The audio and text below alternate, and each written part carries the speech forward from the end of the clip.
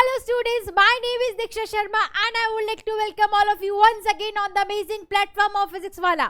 बेटा आज मैं लाई हूँ आपके लिए वो डिलीटेड टॉपिक्स जिनको क्लास 12 सीबीएसई बोर्ड ने डिलीट कर दिया है उनके सिलेबस से। मैं बार बार एक बात मेंशन करूंगी, क्लास 12 सीबीएसई बोर्ड से जिन टॉपिक्स को डिलीट कर दिया गया है, ये वीडियो उसी पर्पस से बनाई गई है ताकि उन बच्चों को पता लगे कि उनके 12th सीबीएसई बोर्ड सिलेबस से क्या रिमूव हुआ है, right? And I would like to once again tell you one thing, this is only and only for class 12 CBSE board students. उनके लिए वो टॉपिक्स के बारे में नॉलेज हो जाएगी बेटा जो टॉपिक्स क्लास 12 सीबीएसई बोर्ड से डिलीट कर दिए गए हैं। बिकॉज काफी फीडबैक्स हमें मिल रहे थे कि मैम कौन से टॉपिक सिलेबस में है हमारे, कौन से नहीं है, प्लीज एक बार बता दो।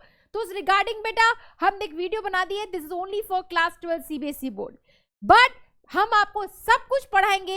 रीजन ये है कि बिकॉज बेटा बहुत सारे स्टेट बोर्ड्स के बच्चे इस बैच में प्रेजेंट है, राइट? तो हम पढ़ाएंगे सबके लिए ताकि किसी भी बोर्ड के बच्चे का कुछ भी चीज मिस ना हो, ठीक है? पढ़ाया सब कुछ जाएगा, लेकिन ये वीडियो बनी है उन टॉपिक्स को बताने के लिए, ठीक है?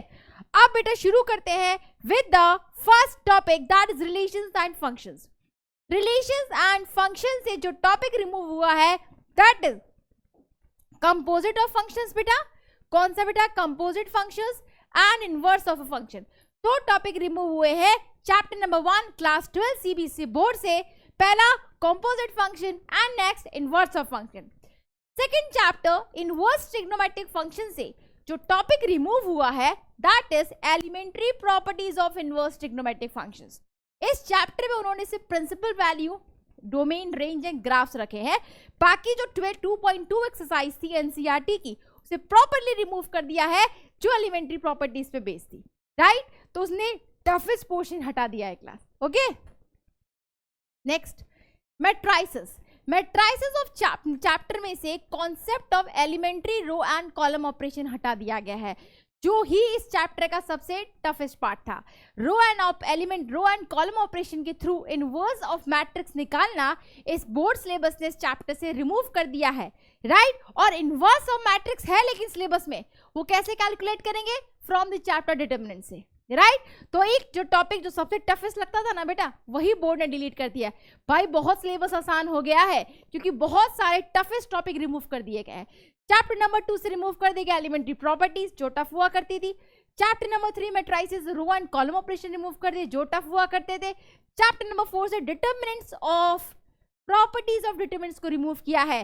डिटरमिनेंट्स चैप्टर से जो रिमूव हुआ है that is properties of determinants जो ही टफेस्ट पार्ट था, टफेस्ट पोर्शन था, ठीक है?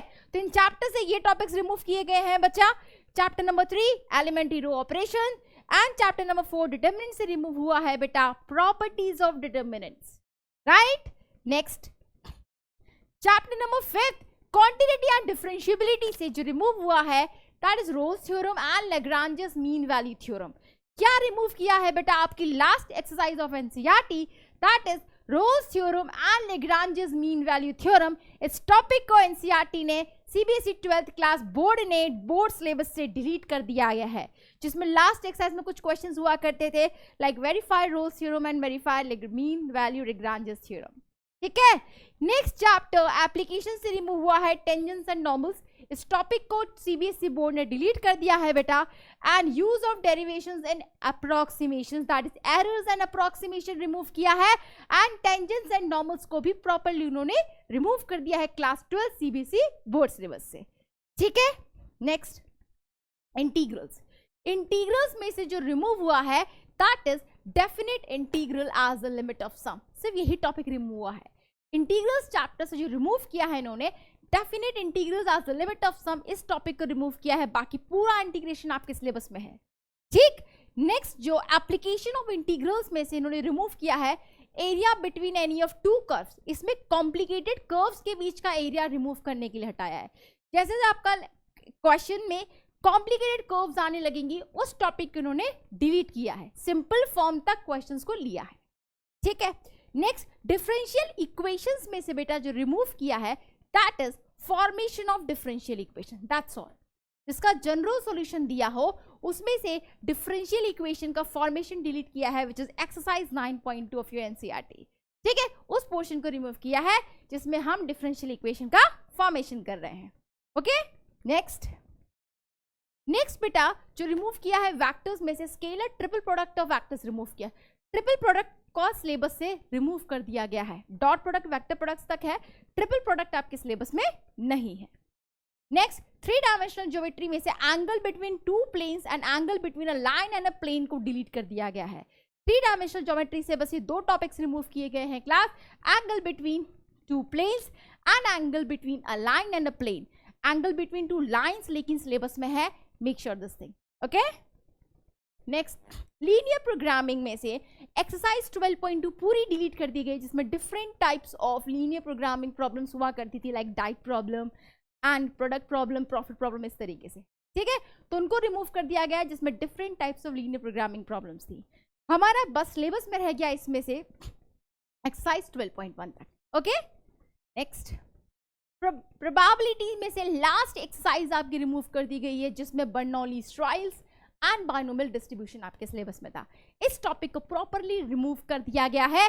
एनसीईआरटी ने 13.5 एक्सरसाइज को प्रॉपर्ली बोर्ड सिलेबस से डिलीट कर दिया है, ठीक है। So these were the topics जिसको आपका NCERT class 12 CBSE board syllabus से डिलीट किया गया है। I am mentioning once and again this is only and only for class 12 CBSE board students. लेकिन पढ़ाया आपको सब कुछ जाएगा।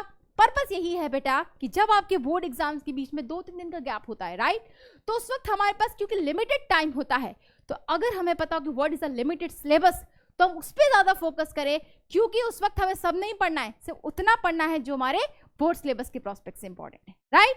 लेकिन for competitive point of view आप पूरे लेक्चर्स को शुरुआत से अच्छे से अटेंड करना, ठीक है। तो thank you so much class, have a good day and wish you a very very happy Diwali. Thank you.